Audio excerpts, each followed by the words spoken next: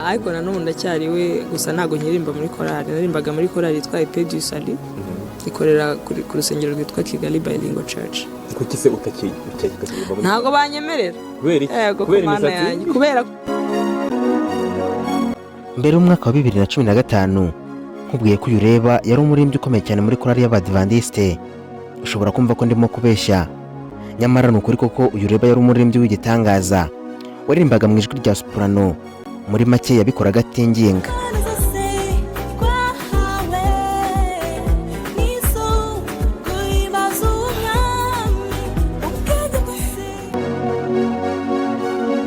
Ndimo kukubwira uno mukobwa uzwi cyane mu muziki wa Sikira hano mu Rwanda, wakunzwe cyane mu ndirimbo nka Hono, ariko abenshi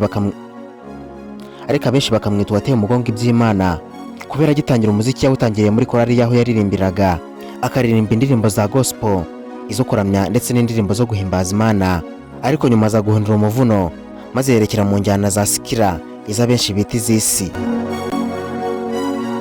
Ibyo ngibyo rero nibyo bituma benshi bamugarukaho cyane, bibaza niba koko ari we bari bazi, bikabacanga dore ko bari bazi ko ari umuririmbyi uririmba indirimbo z'Imana. Uyu mukobwa wakunzwe cyane kugaragara ku mbuga nkoranyambaga avuga ko yajyaga aterwa ipfunwe n'uburanga bwe butari buhagije, bitewe n'abantu batandukanye bamubwiraga ko ari mubi, maze nawe yakireba agasanga ibyo bavuga batabeshya. Ibi bintu rero byatumye atinya gukora indirimbo ze za mbere z'amashusho, atinya kugaragara kuri kamera, kuko ngo yatekerezaga ko nibamubona yasohoye indirimbo z'amashusho batazakurikirana ibihangano bye. Ariko nk'uko umunyarwanda yabivuze ngo kuko uwambaye ikirezi ntamenya ko kera kabaye. Rero uyu mukobwa yaje gusobanukirwa n'akari mu nda y'ingoma kamenywa n'uwayibambye, maze aganira n'abakuru bamuhebanga ryo kutita ku magambo y'abantu, maze ubwiza bwe butangira kugaragarira buri wese, maze abamunengaga batangira kumukunda. So nakuze bambwira ngo ndi mubi, urumva, abandi bambwira ngo mfite agahanga kabi, abandi bambwira ngo meze nk'abahungu, nyine nta kintu na kimwe cyiza nakuze nzi ko mfite. So noneho aho ngereye muri adolescence noneho ko biba worse, kubera ko ni kwa kuntu umwana nyine wenda nkiri muto nari nimere nk'abahungu, n'ubundi ibyo by'ubwiza sinari mbikeneye. Ariko se koko uyu mukobwa yigeze kuba mubi ku by'uburanga nk'uko n'ababyivugira? None se byagenze bite kugira ngo ave muri korali yafataga nk'umuryango we akimukira mu ndirimbo z'isi? Ubu uri se umukobwa akunze kuvugisha benshi kubw'imyambarire idasanzwe ni mu ntoki. Muri iki kiganiro cya none turaganira ku mateka yaranze uyu mukobwa kuva akiririmba muri korali y'Abadventiste kugeza uyu munsi wa none, aho akunze kuvugisha benshi hano ku mbuga nkoranyambaga. Reka nkwibutse ko rero hano wageze ari ku Mateka TV, aho inyandiko n'ibitabo bibumburirwa. Ushobora gukanda subscribe kuri uyu murongo kugira ngo ucukubire nawe wengewe, ugakanda na like kuri iyi video ndetse ukanayisangiza n'abandi ukanze kuri share. Naho njye guhaye ikaze, nitwa Mizero Felix, umuhungu wanyu. Wawe ikaze.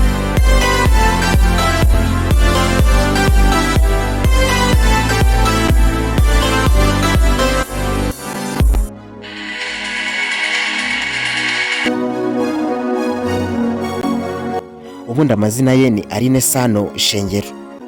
Yavutse tariki ya 10 Ukwakira 1996, avukira Nyamirambo ahazwi nko ku Gitega.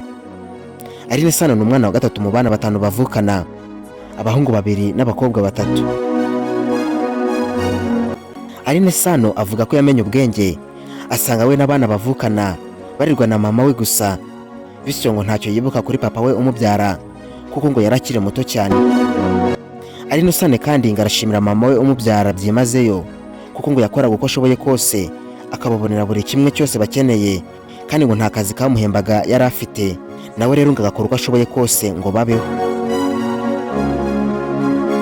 Aline Sano yize amashuri abanza ku kigo cya Kabusunzo, maze yisumbuye icyiciro rusange Troncome ayiga kuri Ecole Adventiste do Gitwe, naho superieur ubwo ndavuga umwaka wa 4, uwa 5 n'uwa 6 w'amashuri yisumbuye ayiga kuri Saint Aloys mu ishami ry'imibare, ubukungu bw'isi n'ubumenyi bw'isi MEG. Akomereza muri kaminuza muri Akira Institute mu ishami rya Hospitality Leadership and Management, ayirangiza mu Gushyingo mu mwaka w'ibihumbi 2017. Ubona nkiri muto nari nimere nk'abahungu n'ubundi ibyo by'ubwiza sinari mbikeneye, nikiniraga umupira n'iki. Avuga ko mu bwana bwe ngo yakundaga gukina umupira w'amaguru, gukina biye ndetse no kurwana n'abandi bana. Ubwo rero nyine ndavuga abahungu, kuko ngo yarebaga kurwana n'abakobwa akabona ari ukwiciriritsa kubera uburyo nyine yabonaga ari indwanyi ikomeye cyane. Aline Sano avuga ko yagwanaga n'abahungu akabanesha, cyane cyane ngo yakundaga kubita abahungu bamwandikiraga udupapuro tw'utubaruwa, bityo abahungu batangira kujya bamutinya. Ko gusa hari umunsi umwe atazibagirwa mu buzima bwe. Ati nigeze kurwana n'umukongomani twiganaga mu mwaka wa 4 w'amashuri abanza, yari chef de classe w'ishuri ryacu. Icyo gihe rero nashatse nawe kumukubita, birangira we ampongoye iryinyo. Sano rero avuga ko mu gukura kwe ngo yakuze ari mubi cyane, ndetse n'ikimenyimenyi ngo abantu barabimubwiraga bati uri mubi, ufite agahanga kabi ndetse uteye nk'abahungu. Ngibyo rero bituma akura azi yuko nta kintu cyiza afite kuri we. Aline Sano avuga ko rero ngo ageze mu bihe by'ubwangavu ngo ibintu byakomeje kugorana cyane, kuko ngo yageragezaga kuba mwiza ariko agacibwa intege na bamwe mu bakobwa bagenzi be bateye neza, bafite amabuno ndetse banasa neza cyane. Ibyo ngibyo rero yabitekerezaho bikamutera kwiyanga. Akongere muri adolescence noneho sasa nkakenera kuba mwiza, kandi mbona ntari bubibona. Nkabona abandi bana twigana ni beza, bateye neza, bafite amabuno, basa neza. Avuga ko rero ngo ibi bitamuhiriye, kuko ngo ubwo yinjiraga muri kariyeri y'umuziki yatangiye gucibwa intege na bagenzi be. Ngo hari uwo bari baziranye yigeze kuvuga ati ngo uriya mukobwa afite impano, ariko isura ye niyo yamwishe. Aline Sano kandi avuga ko yatangiye kubona amafaranga maze atangira kwiyitaho, atangira gukora imisatsi yishe agahanga ke, dore ko abamubwiraga ko ari mubi bamubwiraga ko afite agahanga kabi. Ngo bityo rero yigira inama yo gukoresha imisatsi miremire kugira ngo ahishe agahanga ke. Ubwo yatangiraga rero kujya hanze y'igihugu, muri West Africa, muri South Africa, muri Uganda ndetse n'ahandi hatandukanye, ngo yabonye abantu bamutangariye cyane bagira bati mbega umukobwa mwiza. Ngo kuva icyo gihe rero ngo yatangiye kwireba agira ati ewe buryo uzi ko ndi mwiza we, ndi na mwiza cyane koko. Yakomeje agira ati nakishagamo nkareba amafoto yanjye yo muri past, nkavuga nti ishwi nari keza. Buri kumwe kushize nkareba amafoto yanjye nkavuga nti buryo uzi ko ndi mwiza wana. Ndangije ndavuga nti reka umusatsi wanjye mwogoshe ubwiza bwanjye bugaragare neza. Aline Sano avuga ko icyo gihe aribwo yatangiye kubona ko ari mwiza, ariko ngo ntabwo yakuze azi ko ari mwiza bitewe na sosiyete yari yarakuriyemo. Reka noneho turebe ibya Sano mu muziki. Aline Sano avuga ko impano ye yo kuririmba ari yo kuva zamani, kuko ngo mama we yajyaga amubwira ko impano yayigaragaje akiri muto cyane. Na Aline Sano nawe avuga ko yibuka ko akiga mu mashuri abanza yaririmbaga mu ishuri maze mwarimu akamuha amanota 5 kuri 5. Mu mwaka w'2019 ku myaka 13 yiga mu wa 2 w'amashuri yisumbuye nibwo yinjiye muri korali yaho yigaga kuri College Adventiste do Gitwe mu karere ka Ruhango. Ari naho yavumburiye ko yifitemo impano idasanzwe, atangira atekereza uburyo yayibyaza umusaruro. Hanyuma mu mwaka wa 2015 nibwo yavuye muri korali, nyuma yuko yari amaze kwinjira mu muziki we atangira kujya performinga mu bitaramo bitandukanye. Nyuma yaho rero yaje kwambara amaherena ku matwi, hakubitaho no kuririmba indirimbo z'isi bidasiganwa, kandi akaririmba mu tubare no mu mahoteli. Maze abayobozi baho yasengeraga baramwegera baramuganiriza, bamubwira ko bidakwiye nk'umukoraliste, byongeye kandi nk'umudivantiste kuba yagaragara atyo. Bityo ahitamo kumesa kamwe uheruka ava muri korali Aline Sano tuzi uyu munsi. Byaturutse na backingaga abahanzi, na backinze abahanzi benshi mu ma studio nka Active, backinga Jules Sentore, Mani Martin, nyine na Hope yakoze nka numva ndi kubaryohereza muri studio. So umunsi nafashe umwanzuro nige na backinze Active Love, biriya ngo nicyo twita Active Love, buriya harimo ijwi ryanjye ahantu nyuma, ariko kubera ko ijwi ryanjye rijya kumera nk'iry'abagabo n'ubundi bumvaga ari nk'irya Derek. Ni buriya album yakoze indirimbo nyinshi cyane, hafi ya zose muri background. Active yo niyo naririmbyemo as in kuririmba hariya ngo Active Love. Aline Sano yatangiye kuririmba indirimbo z'abandi mu bitaramo bigiye bitandukanye mu tubari no mu mahoteli.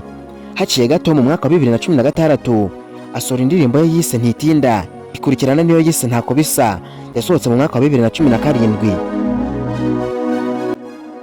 Icyo gihe rero yabonye gufatanya amasomo n'umuziki biri kumugora, dore ko yigaga kaminuza muri Akira, ahitamo kuba ahagaritse umuziki maze akurikirana amasomo ye. Bigeze mu mwaka wa 2018 nibwo yasoje kaminuza, ahita asohora indirimbo mu mwaka wa 2018 yise Naremewe Wowe. Bidatinze ahita asohora n'iyindi yitwa Rwiyoborere. Iyitwa Ntako Bisa rero yari yarasohoye mu mwaka wa 2017, yari audio gusa, ahita yikorera amashusho, arakomeza asohora n'iyindi yitwa We Best n'izindi nyinshi zigiye zitandukanye kugeza ku yaherutse gushyira hanze yitwa Ntibikunda. Mu gitondo cyo kuri uyu wa kabiri cyari cya 18 Werurwe 2024, Aline Sano yagize atya ararikoroza ku mbuga nkoranyambaga kubera amashusho ye yashize hanze, aho ifoto yambaye utwenda tw'imbere ari ku mazi. Aline Sano avuga ko ayo mafoto yafatiwe mu gihugu cya Tanzania, aho yari yagiye gukora indirimbo ye n'umuhanzi witwa Rui ukomoka muri Tanzania. Nta byinshi Aline Sano yifuje gutangaza kuri ayo mafoto, yakomeje guca ibintu ku mbuga nkoranyambaga, cyane ko ayo mafoto yafashe kubwo yari ari ku mucanga, kandi avuga ko nta kosa ririmo kwifotoza uri ku mazi. Mu mafoto rero yacaracyaye hirya no hino kuri uyu muhanzi harimo n'aya.